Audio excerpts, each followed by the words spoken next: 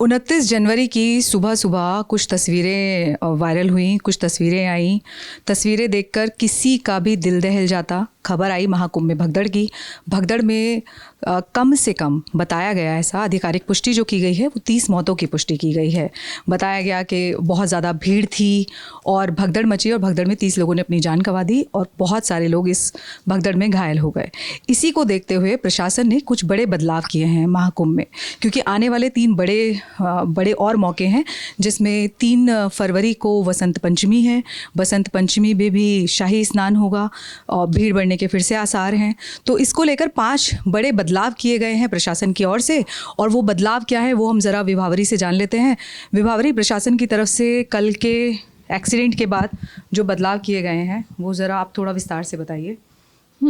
सबसे पहले तो जो मेले का क्षेत्र है उसे नो व्हीकल जोन कर दिया गया है। अब किसी भी तरह के गाड़ी का वहाँ पे प्रवेश वर्जित रहेगा, मेला क्षेत्र का जो है। उसके बाद वीवीआईपी पास, जिसको लेकर बहुत बवाल हो रहा है, सोशल मीडिया पर भी लोग काफ़ी ज़्यादा उसे पोस्ट कर रहे हैं कि वीवीआईपी कल्चर की बहुत बोला गया था उसे, तो अब वो पास रद्द कर दिए गए हैं। जिनके पास भी ये व्यवस्था था वीवीआईपी वाली, वो अब रद्द हो गई है। किसी भी विशेष पास के ज़रिए वाहन को प्रवेश नहीं मिलेगा। उसके बाद रास्ते वन वे कर दिए गए हैं। हालांकि कई सारे रास्ते पहले भी वन वे थे, लेकिन कुछ ऐसे तत्व भी थे जो दोनों तरफ से आ जा रहे थे। तो अब अभी फ़िलहाल इस पर बहुत स्ट्रिक्टली ये अप्लाई किया जाएगा ये रूल कि अब श्रद्धालुओं के जो सुगम आने जाने का जो फ्लो है वो बना रहे। इसके लिए अब वन वे रास्ते कर दिए गए हैं और वाहनों की एंट्री पर रोक है कि मतलब प्रयागराज से सटे ज़िलों से आने वाले वाहनों को ज़िले की सीमा पर रोक दिया जाएगा। मतलब अब वो प्रयागराज क्षेत्र में भी अब रोका जाएगा जो आसपास के ज़िले से आ रहे हैं। 4 फरवरी तक सख्त प्रतिबंध रहेगा। शहर में 4 पहिया वाहनों की एंट्री पर भी अब पूरी तरह से रोक रहेगी। मतलब 4 व्हीलर से भी आप प्रयागराज अब नहीं जा पाएंगे, जो अभी हमारे पास इनपुट आया है। हो सकता हो आगे बदल जाए ये रूल, अभी के लिए लेकिन ये रूल नया आया है। इसके साथ मुख्यमंत्री ने भी और तरह के निर्देश दिए थे अधिकारियों को। जब उन्होंने अपनी बैठक की थी उसमें जो पता चला है कि प्रयागराज से जाने का मार्ग जो है, मतलब जो प्रयागराज से बाहर की तरफ जा रहे हैं उनको ना रोका जाए, वो फ्लो बना रहे, उनकी गाड़ियों को नहीं रोकना है।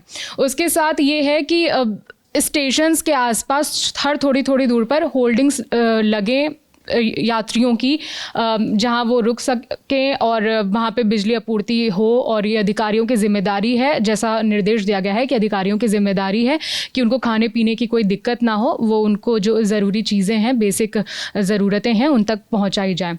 और बहुत ज़्यादा भीड़ एक जगह इकट्ठी ना हो, लोगों का फ्लो बना रहे, इसका ध्यान दिया जाए। और जो निर्देश उन्होंने दिया है कि ज़्यादा से ज़्यादा मेला स्पेशल ट्रेन्स चलाई जाएं और ज़्यादा बसों को चलाया जाए। हाँ, अतिरिक्त बसों के बारे में बताया है और पेट्रोलिंग लगातार चलती जाए। और यही कुछ है इम्पोर्टेंट। और एक ये है कि 2 बड़े अधिकारियों को अब भेजा जा रहा है जो अब महाकुंभ की कमान संभालेंगे। उनमें से एक तो आशीष गोयल हैं, IAS हैं, और ये डिविजनल कमिश्नर ऑफ प्रयागराज थे जब प्रयागराज कुंभ 2019 का जब आयोजन हुआ था, तब भी इन्होंने बहुत एक अहम पद संभाला था, आशीष गोयल। और उसके अलावा एक नाम जो आया है हमारे पास, भानु गोस्वामी, ये भी फॉर्मर वाइस चेयरमैन है ADA के। तो अब ये 2 नए अधिकारी हैं जिन्हें अब तैनात किया गया है। अच्छा विभावरी, एक चीज़ और बताइए कि जिस तरह से VVIP कल्चर पे लगातार हम X पर देख रहे हैं, सोशल मीडिया पर देख रहे हैं कि VVIP कल्चर को लेके लगातार श्रद्धालु शिकायत कर रहे हैं कि VIP कल्चर के लिए अलग रूट्स बनाए गए हैं, उन लोगों को रोक दिया जाता है। तो क्या इस पर भी कोई स्पेशल निर्देश दिए गए हैं कल की घटना के बाद? अभी तो यही है कि जो पासेस हैं वो उनके रद्द कर दिए गए हैं। अब वो पास के थ्रू अपनी गाड़ी अंदर नहीं ला पाएंगे और बाकियों की दूसरों की तरह उन्हें भी पैदल ही आना पड़ेगा। हालांकि जो इम्पोर्टेंट डेट्स थी, जैसे मकर संक्रांति, मौनी अमावस्या और अभी आने वाले जो 3 अहम दिन हैं, उसमें भी VIP कल्चर के लिए ये था कि उस पर्टिकुलर दिन के, मतलब ये जो इम्पोर्टेंट डेट्स हैं उसमें वो नहीं फॉलो किया जाएगा। लेकिन ये जो 3 अहम डेट्स आप बता रहे हैं, इन डेट्स के बारे में थोड़ा बताइए। अभी जो आने वाली है बसंत पंचमी, जब तीसरा अमृत स्नान जब होगा 3 तारीख को है।